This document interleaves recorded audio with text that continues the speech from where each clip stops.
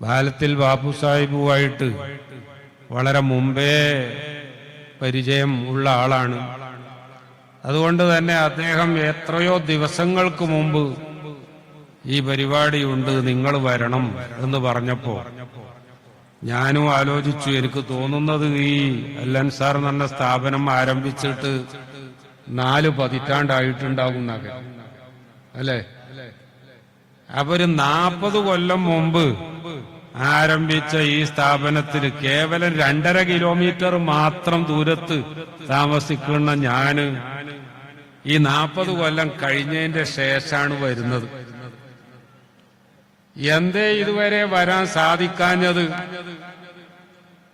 എന്ന് ചോദിച്ചാൽ നമ്മുടെ കേരളത്തിൻ്റെതായ ചില സവിശേഷതകളുണ്ട്.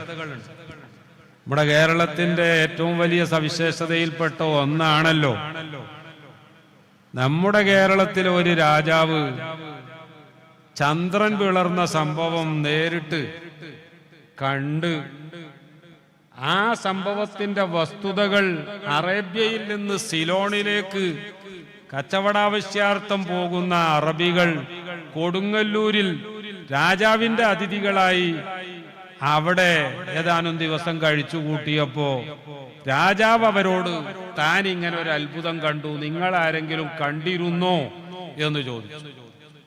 അപ്പൊ ആ കച്ചവടക്കാരാണ് മക്കയിൽ ഒരു പ്രവാചകൻ വന്നിട്ടുണ്ട്, ആ പ്രവാചകൻ ജനങ്ങളെ നന്മയിലേക്കാണ് ക്ഷണിക്കുന്നത്, ഐക്യത്തിലേക്കാണ് ക്ഷണിക്കുന്നത്, സൗഹാർദ്ദത്തിലേക്കാണ് ക്ഷണിക്കുന്നത്, സർവോപരി മനുഷ്യത്വത്തിലേക്കാണ് ക്ഷണിക്കുന്നത്, എല്ലാ തിന്മകളെയും നിരാകരിക്കുന്ന ഒരു പ്രവാചകരാണ് അദ്ദേഹം. ഞങ്ങളെയൊക്കെ ക്ഷണിച്ചപ്പോൾ ഞങ്ങളതിൽ കൂടി. ചിലരൊക്കെ പറഞ്ഞു കൂടാൻ സമയമായിട്ടില്ല, ഞങ്ങൾക്ക് ചില അത്ഭുതങ്ങളൊക്കെ കാണിക്കണം, ഈ പൂർണ്ണചന്ദ്രനെ പിളർത്തി കാണിച്ചു തരാൻ പറ്റുമെങ്കിൽ ഞങ്ങൾ കൂടാം എന്ന് പറഞ്ഞവരും ആ കൂട്ടത്തിലുണ്ടായിരുന്നു. പ്രവാചകർ അവരോട് ചോദിച്ചു, അഥവാ ഞാൻ ദൈവം തമ്പുരാനോട് നിങ്ങൾ എന്നോട് ആവശ്യപ്പെട്ട ഈ അഭ്യർത്ഥന മുന്നോട്ട് വെച്ച് അല്ലാഹു സുബ്ഹാനഹു വ തആല അത് സാധിപ്പിച്ച് തന്നാൽ നിങ്ങൾ വിശ്വസിക്കുമോ എന്ന് ചോദിച്ചു. അവർ പറഞ്ഞു തീർച്ചയായും. റസൂലുള്ളാഹി സ്വല്ലല്ലാഹു അലൈഹി വസല്ലമ തങ്ങൾ അവരോട് പറഞ്ഞു, ഞാനൊരു മനുഷ്യനാണ്, എന്റെ കഴിവിൽപ്പെട്ട കാര്യമൊന്നുമല്ല, പക്ഷേ എന്നെ നിങ്ങളിലേക്ക് അയച്ച പ്രപഞ്ച സൃഷ്ടാവിനോട് ഞാൻ ഈ കാര്യം പറയാം. ആ പ്രപഞ്ച സൃഷ്ടാവ് അത് അനുവദിച്ചു തരികയാണെങ്കിൽ നിങ്ങൾ എന്തായാലും വിശ്വസിക്കും എന്നാണല്ലോ പറഞ്ഞത്. പ്രവാചകര് ആ ചന്ദ്രനിലേക്ക് വിരൽ ചൂണ്ടി, അതാ ചന്ദ്രൻ പിളരുകയാണ്. പക്ഷേ വിശ്വസിക്കാം എന്ന് പറഞ്ഞ ആളുകൾ വിശ്വസിച്ചില്ല. അത് പണ്ടേ അങ്ങനെയാണ്. തങ്ങൾക്ക് താല്പര്യമില്ലാത്ത കാര്യങ്ങള് ഒരിക്കലും നടക്കൂല എന്ന് അവര് മനസ്സിലാക്കിയ ചില കാര്യങ്ങളുമായിട്ട് കണക്ട് ചെയ്യും. എന്നിട്ട് അത് നടന്നാ പോലും അപ്പോ അതിനെ സംബന്ധിച്ച് മറ്റു ദുർവ്യാഖ്യാനങ്ങൾ നൽകും.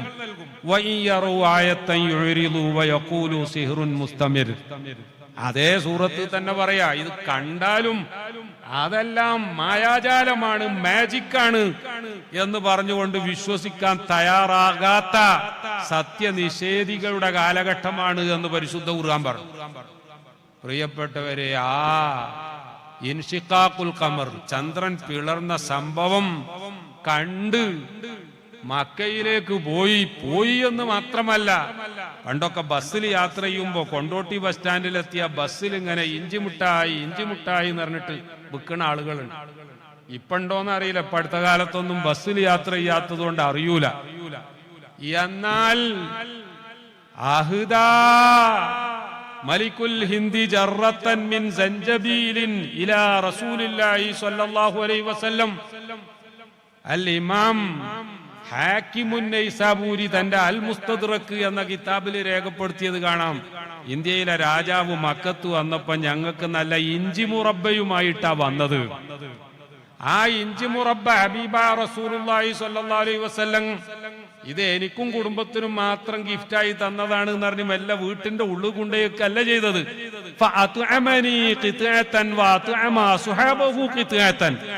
ആ ഇഞ്ചി മുറബയുടെ ബോക്സ് അന്നേരം തന്നെ അൺബോക്സ് ചെയ്തിട്ട് സഹാബാക്കൾക്ക് ഓരോരുത്തർക്കും ഓരോ ഇഞ്ചി മുറബയുടെ പീസ് കൊടുത്തു. അങ്ങനെ അള്ളാഹുവിന്റെ റസൂലിന്റെ മുന്നിൽ വെച്ച് രാജാവ് വിശ്വാസിയായി മാറിയതിന്റെ കാരണം ഈ ചന്ദ്രൻ പിളർന്ന സംഭവമാണ് എന്ന് ചരിത്രകാരന്മാര് രേഖപ്പെടുത്തി വെക്കുന്നുണ്ട്. ഞാൻ ഈ സംഭവം തന്നെ പറഞ്ഞത് എന്താണെന്നറിയാമോ? ശഅബാൻ മാസത്തിന്റെ ഏറ്റവും വലിയ പ്രധാനപ്പെട്ട പ്രത്യേകതകൾ എണ്ണുന്ന സ്ഥലത്ത് മഹാന്മാര് രേഖപ്പെടുത്തി വെക്കുന്നുണ്ട്.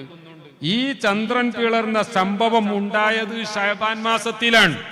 കേരളത്തിലെ രാജാവ് ചേരമാൻ പെരുമാളാണോ പള്ളിവാണ പെരുമാളാണോ എന്ന് ചരിത്രകാരന്മാർക്കിടയിൽ രാജാവിന്റെ പേരിനെ സംബന്ധിച്ച് അഭിപ്രായ വ്യത്യാസമുണ്ടെങ്കിലും സംഭവത്തെ പറ്റി ആർക്കും തർക്കമില്ല. ആ രാജാവ് ഈ സംഭവം കണ്ടത് നമ്മുടെ നാട്ടിൽ വെച്ച് ശഅബാൻ മാസത്തിലാണ്. അങ്ങനെ നമ്മുടെ കേരളത്തിന് പല പ്രത്യേകതയും ഉണ്ട് എന്ന് പറഞ്ഞ കൂട്ടത്തിൽ പറയുകയാണ്, നമ്മുടെ നാട്ടില് ഗ്രൂപ്പിസം വളരെ ശക്തമാണ്. നമ്മുടെ നാട്ടില് രാഷ്ട്രീയത്തിന്റെ തീവ്രത വളരെ കൂടുതലാണ്. വർഗീയതക്ക് മാത്രമേ തീവ്രത അല്പം നമ്മുടെ നാട്ടിൽ കുറവുണ്ടായിരുന്നുള്ളൂ.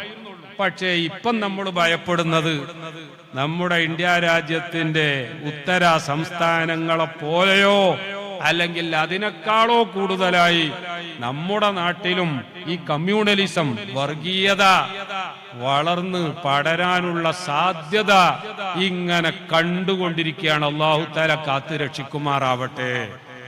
ഇത്തരം അഭിപ്രായ വ്യത്യാസങ്ങൾ നിലനിൽക്കുമ്പോ ഒരു പക്ഷേ തൊട്ടടുത്തുള്ള സ്ഥാപനം കാണാൻ ഒരുപാട് സമയം പിടിക്കും. അയൽക്കാരന്റെ വീട്ടിലേക്ക് ചെല്ലാൻ തന്നെ ചിലപ്പോൾ നേരം വൈകും. പിന്നെ അവിടെ ആരെങ്കിലും മരിക്കുമ്പോഴോ അല്ലെങ്കിൽ കല്യാണം ഉണ്ടാകുമ്പോഴോ ഒക്കെ ആയിരിക്കും കാണാൻ പോകല്. അതുകൊണ്ടുള്ള ഒരു വൈകി എന്നേ ഉള്ളൂ. അൽഹംദുലില്ലാഹ് ഇന്ന് ഈ സദസ്സിൽ ഈ സ്റ്റേജിൽ ബഹുമാനപ്പെട്ട സയ്യിദ് സാദിഖ് അലി ശിഹാബ് തങ്ങളുടെ കൂടെ, ബഹുമാനപ്പെട്ട ജബ്ബാറാജിയുടെ കൂടെ, മുസ്തഫ ഫൈസിയുടെ കൂടെ, ഡോക്ടർ റാഷിദ് ഗസാലിയുടെ കൂടെ, ഞങ്ങളുടെ ഹജ്ജ് ക്യാമ്പിലെ ഏറ്റവും നല്ല വളണ്ടിയർമാരിൽപ്പെട്ട ഒരാളായിട്ടാണ് ഞങ്ങൾ MC കുഞ്ഞാപ്പു സാഹിബിനെ കാണൽ. അദ്ദേഹത്തിന്റെ കൂടെ, മജീദ് ഫൈസിയുടെ കൂടെ, അതുപോലെ ബാലത്തിൽ ബാപ്പുവിന്റെ കൂടെ, മറ്റ് നേതാക്കന്മാരുടെ കൂടെ 40 വർഷത്തിന് ശേഷമാണെങ്കിലും